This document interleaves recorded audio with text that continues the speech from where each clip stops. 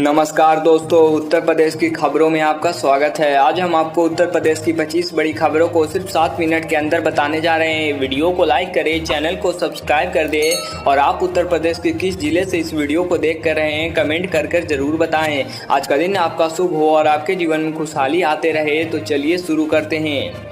चंदौली में किसानों को रबी सीजन में बुआई के लिए सरसों, तोरिया और अलसी के बीज मुफ्त में दिए जाएंगे। कृषि विभाग का लक्ष्य तोरिया के 250, सरसों के 1500 और अलसी के 300 मिनी किट वितरित करना है। कानपुर में टेक्सटाइल और मैन्युफैक्चरिंग सेक्टर में नए उद्योग स्थापित किए जा रहे हैं। इससे 10,000 से ज़्यादा लोगों को रोजगार मिलने की संभावना है। प्रयागराज और वाराणसी के पास गंगा नदी में बढ़ते प्रदूषण को लेकर राज्य सरकार ने सख्त कदम उठाने का फैसला किया है। नए नियम के तहत कारखानों से निकलने वाले रसायनों पर कड़ी निगरानी रखी जाएगी। प्रधानमंत्री मोदी ने काशी वासियों को 267 करोड़ की योजनाओं का तोहफा दिया। उन्होंने शिविर और पेयजल योजना का वर्चुअल शिलान्यास किया। पीएम 20 अक्टूबर को वाराणसी आ सकते हैं। शारदीय नवरात्रि की शुरुआत आज से शुरू हो रही है। धार्मिक मान्यताओं के अनुसार नवरात्रि के दौरान विधि विधान से मां दुर्गा की पूजा करने से सभी मनोकामनाएं पूर्ण होती है। हिंदू पंचांग के अनुसार शारदीय नवरात्र का पर्व 3 अक्टूबर 2024 से प्रारंभ होगा। प्रधानमंत्री किसान सम्मान योजना के तहत 37,000 से अधिक किसानों को लाभ नहीं मिलेगा। इनमें से 1200 किसान ऐसे हैं जिन्होंने 2 बार रजिस्ट्रेशन कराया है। इसके अलावा लगभग 36,000 किसान KYC, आधार फंडिंग और कृषि भूमि की जानकारी को अपडेट नहीं कर पाए हैं। पाकिस्तान की सीमा से केवल 130 किलोमीटर दूर गुजरात के बनासकांठा जिले के सीसा शहर में भारतीय वायुसेना का नया स्टेशन बनेगा। भारतीय रक्षा मंत्रालय ने डीसा एयरबस पर मौजूद रनवे का सर्वेक्षण किया, जिसे ऑब्स्टेकल लिमिटेशन सरफेस सर्वे कहा जाता है। मुख्यमंत्री योगी आदित्यनाथ वाराणसी के दौरे पर हैं। दौरों के दौरान उन्होंने कई विकास योजनाओं का शिलान्यास किया और प्रदेश में हो रहे बदलाव पर जनता को संबोधित किया। इसके साथ ही उन्होंने गंगा सफाई अभियान की प्रगति का भी जायजा लिया। कानपुर में जल संकट गहराता से जा रहा है। स्थानीय प्रशासन ने जल आपूर्ति को बेहतर करने के लिए पाइपलाइन का विस्तार करने की योजना बनाई है। मिर्जापुर के विंध्याचल में नवरात्रि मेला की तैयारियों के लिए प्रशासनिक भवन में एक समीक्षा बैठक हुई। बैठक में बताया गया कि मंदिर परिसर में धूम्रपान करने पर कार्रवाई की जाएगी। इसके अलावा गंगा घाट पर सुरक्षा के लिए जालीदार बैरिकेडिंग लगाई जाएगी। गोरखपुर में एक बार फिर नेशनल रोइंग प्रतियोगिता होने जा रही है। इस प्रतियोगिता की मेजबानी की जिम्मेदारी इस बार गोरखपुर को मिली है।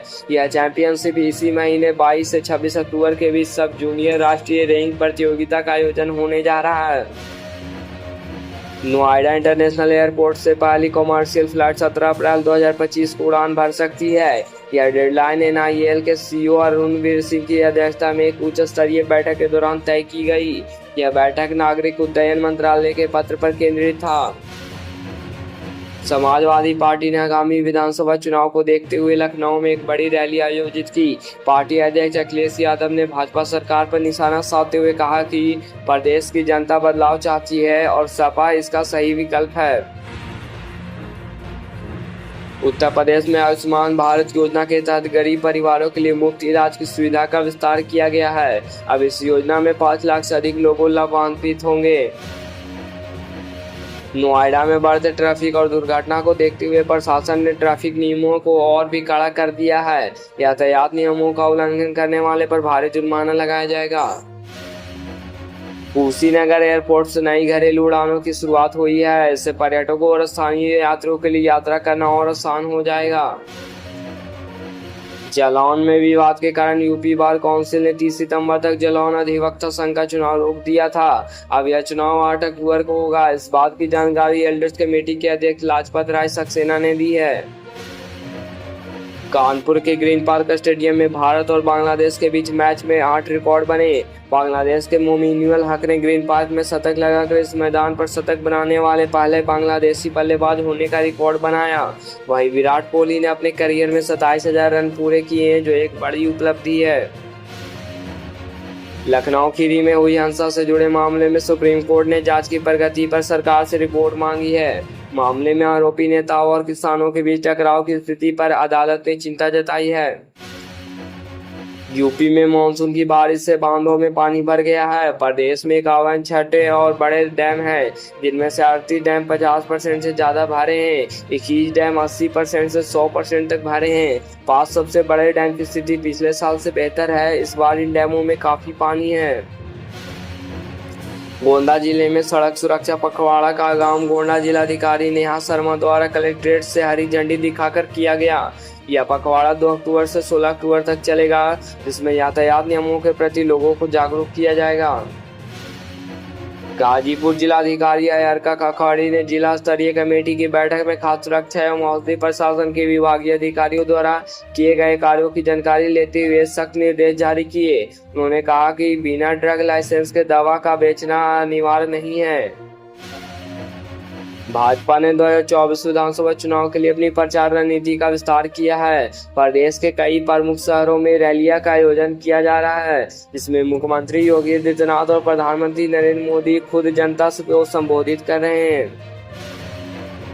IIT BHU से गैंगरेप का विरोध करने वाले 13 स्टूडेंट को सस्पेंड कर दिया गया। यह कार्रवाई 13 महीने बाद स्टैंडिंग कमेटी की रिपोर्ट के आधार पर की गई। घटना के दौरान स्टूडेंट संगठनों के बीच झगड़ा भी हुआ था। अलीगढ़ जिले में सूखे की वजह से किसानों की स्थिति बिगड़ रही है। राज्य सरकार ने किसानों को राहत देने के लिए विशेष सहायता पैकेज का ऐलान किया है। उत्तर प्रदेश सरकार ने महिला सुरक्षा को ध्यान में रखते हुए रात के समय अकेले सफर करने वाले महिलाओं के लिए फ्री हेल्पलाइन सेवा की शुरुआत की है। इसके तहत महिलाएं आपात स्थिति में सहायता मांग सकेगी। बसपा सुप्रीमो मायावती ने आगामी चुनाव को ध्यान में रखते हुए दलित और पिछड़े वर्ग के लिए विशेष योजनाओं की घोषणा की। उन्होंने भाजपा और सपा दोनों पर हमला बोलते हुए कहा कि बसपा ही असली सामाजिक न्याय की लड़ाई लड़ रही है। कांग्रेस नेता प्रियंका गांधी ने उत्तर प्रदेश में अपनी पार्टी की मजबूती के लिए एक नया अभियान शुरू किया है। उन्होंने महिला सुरक्षा, किसानों के मुद्दे और बेरोजगारी पर जोर देते हुए भाजपा सरकार की नई नीतियों पर सवाल उठाए।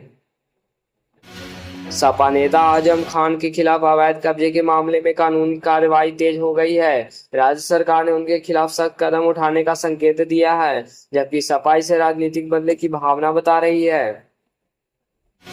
आम आदमी पार्टी AAP ने उत्तर प्रदेश में अपनी स्थिति को मजबूत करने के लिए स्थानीय निकाय चुनावों पर फोकस किया है।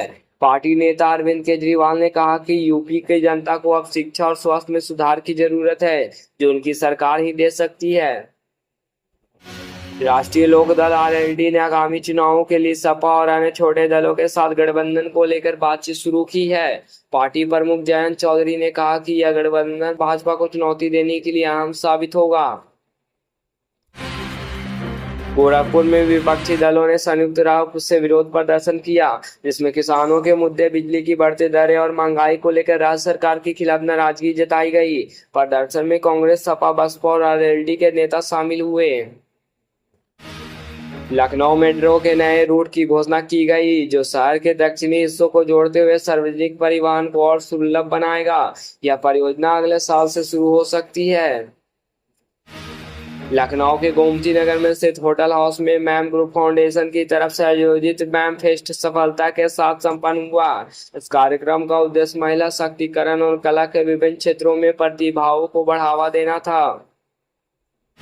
इलाहाबाद हाईकोर्ट ने कहा कि यदि प्रथम दृष्टया अपराध घटित होता है तो यह याचिका की इस बात का लाभ नहीं मिल सकता। इसी मामले में सिविल वाद लंबित है। कोर्ट ने गलत तरीके से रजिस्ट्रेशन करने के आरोप अभियुक्तगण की गिरफ्तारी पर रोक की मांग को खारिज कर दिया। प्रतापगढ़ अपर सत्र न्यायाधीश विशेष न्यायाधीश SC/ST बाबूराम की कोर्ट ने दुष्कर्म और वीडियो बनाने के आरोप में दोषी पाए गए बाघ राय के राजेश धुरिया को आजीवन कारावास की सजा सुनाई। साथ ही 43,000 रुपये का जुर्माना भी लगाया गया। उत्तर प्रदेश में विधान परिषद चुनाव की तैयारी जोरों पर है। भाजपा ने अपने उम्मीदवारों की सूची जारी कर दी है, जबकि सपा और बसपा भी अपनी रणनीति पर काम कर रही है। इस चुनाव को भी विधानसभा चुनाव की तैयारियां के रूप में देखा जा रहा है।